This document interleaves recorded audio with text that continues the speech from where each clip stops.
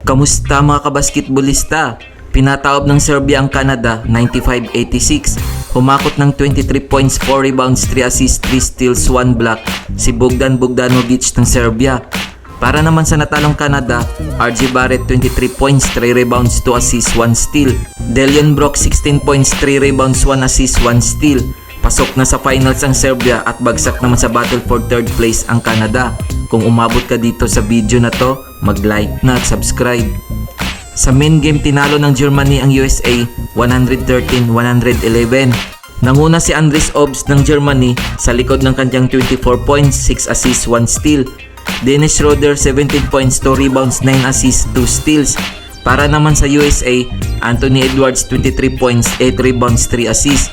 Nasayang naman ang 21 points, 2 rebounds ni Austin Reeves. Pasok na rin sa finals ang Germany at makakalaban ng Serbia. Ang USA naman ay makakalaban ng Canada para sa battle for third. Narito ang mga laro ng FIBA World Cup 2023 na gaganapin sa Mall of Asia Arena, Philippines ngayong September 10, 2023. Sa first game, maghaharap ang USA kontra sa Canada alas 4:30 ng hapon para sa battle for third place. Ang mananalo dito ay pupwesto sa third place ng FIBA ranking at ang matalo ay bagsak sa fourth place. Sa main game naman, magtutos ang Germany at Serbia alas 8:40 ng gabi para sa finals. Ang manalo na koponan ay tanghaling kampiyon at ang matalo tanghalin namang second place ng FIBA ranking. Kung nagustuhan mo ang video na to, mag-like na at subscribe.